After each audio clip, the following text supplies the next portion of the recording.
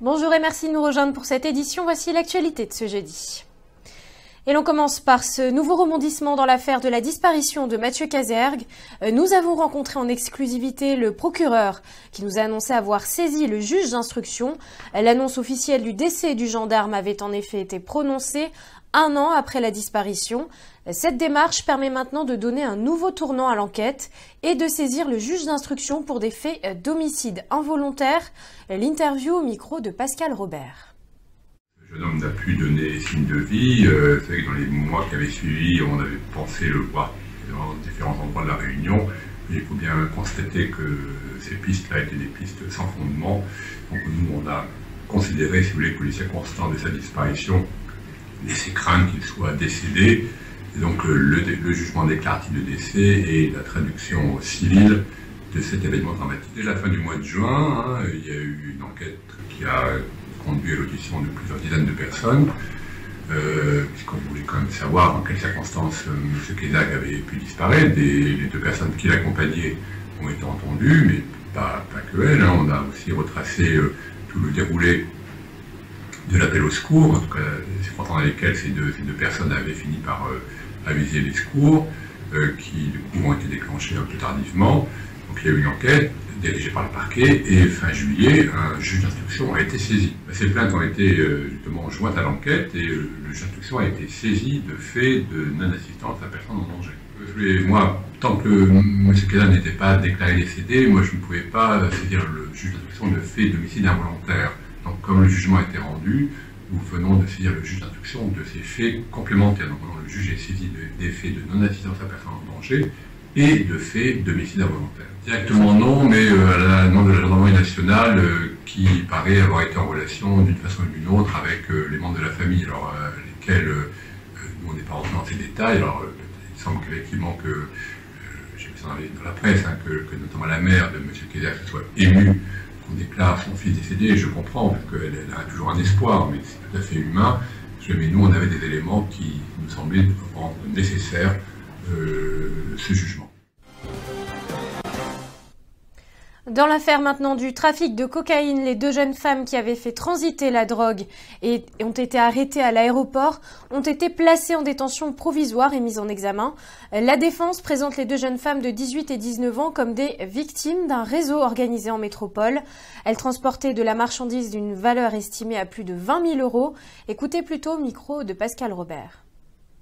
Écoutez, c'est un dossier particulièrement troublant et difficile parce que on est face quand même à la misère humaine, à la misère sociale, puisque il faut reconnaître que dans ce genre de situation, elle s'est fait embarquer dans un réseau, dans un trafic qui la dépasse, et aujourd'hui, elle se retrouve placée en détention provisoire pour un enjeu qui était vraiment faible, et elle est effondrée parce qu'on se doute très bien que dans ce genre de trafic, les personnes qui sont en haut de la chaîne eh bien, utilisent des personnes qui sont dans des situations précaires, difficiles, pour faire ce genre de délit tout simplement. Alors effectivement, elle a été placée ce soir en détention provisoire.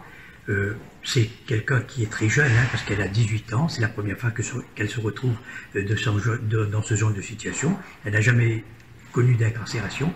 Bien entendu, elle craint un petit peu ce milieu et elle a un peu craqué ce soir. Moi, je crains pour son état de santé aujourd'hui. Espérons que cela va bien se passer. Mais ce soir, elle a craqué en sortant. Elle s'est laissée manipuler totalement. C'est une jeune personne qui a été contactée par des personnes qui sont vraiment, mais vraiment très organisées dans ce genre de trafic. Et donc, elle a été contactée par des personnes qui lui a proposé un certain nombre une contrepartie financière, à savoir le paiement du séjour dans sa totalité pendant 15 jours dans un hôtel de luxe et avec à la clé un salaire maigre de 600 € pour ce transport. Toujours au chapitre justice, la Tati de Swamina est de nouveau devant les assises pour un procès en appel.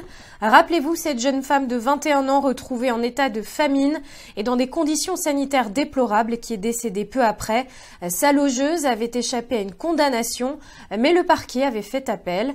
Je vous propose d'écouter le témoignage de la mère de la victime au micro de Soichon. Bien sûr que j'ai beaucoup d'espoir, parce qu'on voit très bien que la personne de Mme Florine de Vrimont, ce n'est pas une personne humaine, ce n'est pas du tout une personne humaine. Une personne humaine ne traite pas une autre personne de cette manière. Une personne humaine, on peut trouver une moindre empathie, mais elle n'en avait pas du tout.